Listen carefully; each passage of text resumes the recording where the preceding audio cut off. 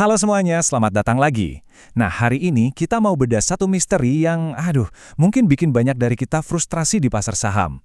Kenapa sih saham yang kelihatannya udah murah banget, ternyata masih bisa turun lebih dalam lagi, dan lagi? Oke, kita langsung aja ke intinya ya. Ini nih pertanyaan yang sering banget menghantui investor. Entah itu yang baru mulai atau yang udah pro sekalipun. Kita udah riset, valuasinya kelihatan menarik tapi kok ya harganya malah terus longsor. Sebenarnya apa sih yang terjadi? Analogi ini kayaknya kita semua udah sering denger ya. Kita ngerasa nemuin kesempatan emas, seolah-olah bisa beli mobil Mercy dengan harga motor Scoopy. Tapi faktanya, seringkali kita malah jadi nyangkut, kejebak di posisi rugi. Dan ini belum tentu loh karena analisis kita salah, tapi karena ada kekuatan-kekuatan lain yang lagi main di pasar. Kekuatan yang seringkali nggak kelihatan. Untuk ngertiin fenomena ini, kita nggak bakal nebak-nebak. Justru, kita bakal langsung lihat jawabannya dari dunia akademis, dari sebuah karya yang benar-benar mengubah cara kita melihat pasar.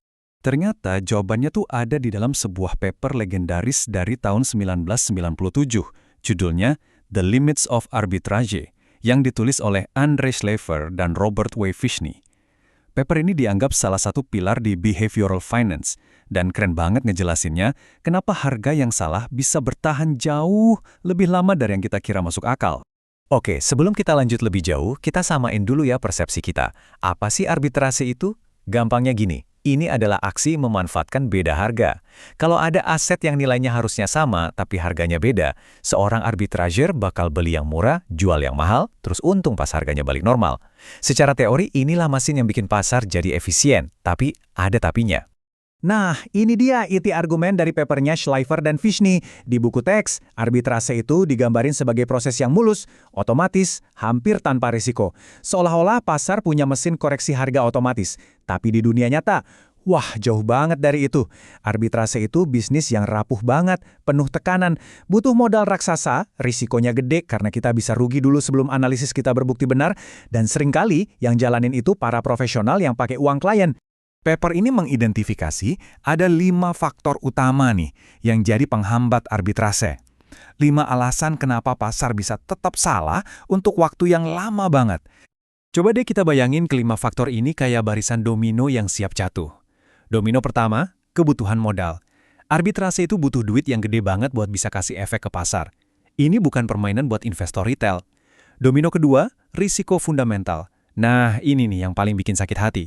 Saham murah yang kita beli, malah bisa jadi makin murah dulu sebelum akhirnya naik. Ini bikin kerugian di atas kertas yang rasanya nyata banget. Lanjut, domino ketiga, spesialisasi. Para arbitrager profesional ini biasanya sangat spesifik di satu bidang. Pas sektor mereka kena guncangan, ya seluruh portofolio mereka ikutan goyang. Risiko mereka nggak tersebar. Nah, yang keempat, dan ini krusial banget, masalah agensi. Mereka seringkali nggak pakai uang sendiri, tapi uang klien. Klien yang nggak sabaran dan panik lihat rugi sementara bakal nekan mereka buat jual. Dan akhirnya, domino terakhir yang meruntuhkan semuanya, tekanan pendanaan. Klien narik duitnya atau broker minta margin call. Ini maksa mereka jual rugi tepat di momen terburuk, bahkan sebelum tesis investasi mereka terbukti benar. Investor paling cerdas pun bisa kalah, bukan karena analisisnya salah, tapi karena kehabisan napas di tengah jalan. Oke, teorinya kedengaran masuk akal ya, tapi gimana di dunia nyata? Bentuknya kayak apa? Yuk, kita lihat beberapa contoh dramatis dari sejarah keuangan yang jadi bukti betapa kuatnya batas-batas arbitrase ini. Dan kayaknya nggak ada contoh yang lebih pas, lebih dramatis selain kasusnya Long Term Capital Management atau LTCM. Ini adalah hedge fund yang isinya para jenius keuangan, termasuk 2 pemenang Nobel Ekonomi. Mereka yakin banget sama strategi arbitrase mereka. Tapi pada tahun 1998, mereka hampir bangkrut total dan nyaris bikin sistem keuangan global runtuh. Jadi, kenapa mereka bisa gagal? Wah, ini benar-benar contoh sempurna dari 5 domino yang tadi kita bahas. Mereka pakai leverage yang super tinggi, ini nyambung langsung ke tekanan pendanaan. Posisi mereka terlalu fokus di strategi yang mirip-mirip. Ini adalah resiko spesialisasi. Terus, pasar bergerak lebih liar dari yang model matematika mereka prediksi, memicu kerugian sementara yang gede banget. Nah, inilah risiko fundamental. Pada akhirnya karena mereka pakai uang pinjaman dan uang klien, tekanannya jadi begitu hebat sampai mereka terpaksa dilikuidasi. Analisis mereka mungkin benar kalau dilihat jangka panjang, tapi sayangnya mereka nggak bisa bertahan sampai ke sana. Oke, sekarang kita pulang kampung nih. Kita bawa konsep ini ke pasar kita sendiri, ke Bursa Efek Indonesia.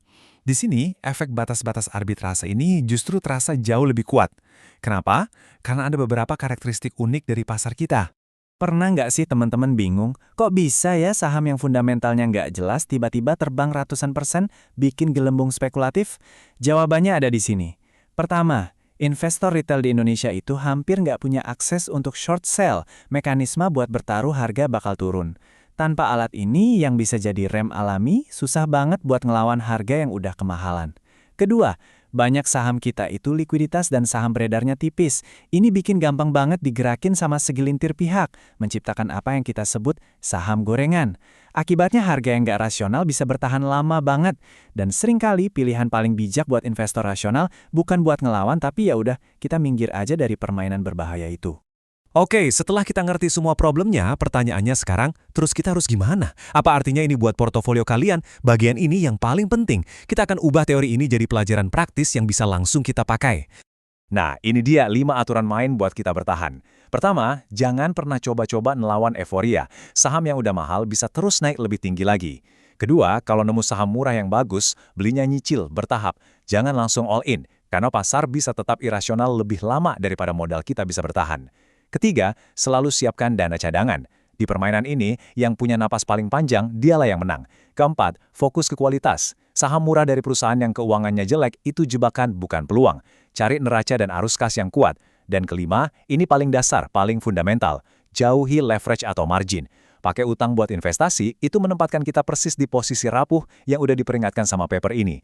Dan yang kerennya, semua pelajaran dari paper akademis ini itu sejalan banget sama filosofi abadi dari para investor legendaris. Ini bukan ide baru, tapi semacam konfirmasi ilmiah atas kearifan yang udah teruji oleh waktu. Benjamin Graham, mentornya Warren Buffett, udah bilang dari dulu banget. Jangka pendek, pasar itu kayak mesin voting, digerakkan sama popularitas dan sentimen. Paper The Limits of Arbitrage ini ngejelasin kenapa mesin voting ini bisa berjalan begitu lama dan liar. Tapi pada akhirnya, fundamental atau berat dari sebuah perusahaan itulah yang akan menentukan. Inilah mesin penimbang itu. Tugas kita adalah bertahan sampai waktu penimbangan itu tiba. Dan Warren Buffett, seluruh kerajaannya dibangun di atas prinsip ini. Dia paham banget kalau harga dan nilai itu bisa beda jauh untuk waktu yang lama. Keunggulan dia apa? Dia punya permanent capital, modal sabar dari perusahaan asuransinya yang nggak bisa ditarik sama klien yang panik. Ini yang kasih dia kekuatan buat nunggu. Ketika para arbitrager yang tertekan dipaksa jual aset bagus dengan harga murah, justru Buffett ada di sana buat nampung. Dia secara efektif memanfaatkan batas-batas arbitrase yang dialami orang lain. Lalu ada Howard Marks, yang dengan konsep second level thinking-nya, wah, ini nyambung banget. Dia ngajarin kita untuk selalu kendalikan risiko. Dia berkali-kali ngingetin kalau jadi bener aja itu nggak cukup. Kita harus bisa bertahan dari volatilitas pasar yang seringkali nggak masuk akal. Filosofinya itu perwujudan praktis dari paper ini, sadar kalau pasar itu bisa tetap gila lebih lama daripada duit kita bisa bertahan. Oke, dari semua obrolan kita tadi, apa sih satu pesan utama? Satu inti yang wajib kita bawa pulang dari sini? Ini dia intinya. Di pasar saham, analisis kita bisa 100% benar tentang nilai sebuah perusahaan. Tapi itu aja nggak cukup. Pasar bisa cuek sama kebenaran itu untuk waktu yang lama banget. Makanya kemampuan untuk bertahan dari rugi sementara, bertahan dari tekanan psikologis, dan bertahan dari modal yang terbatas, itulah segalanya.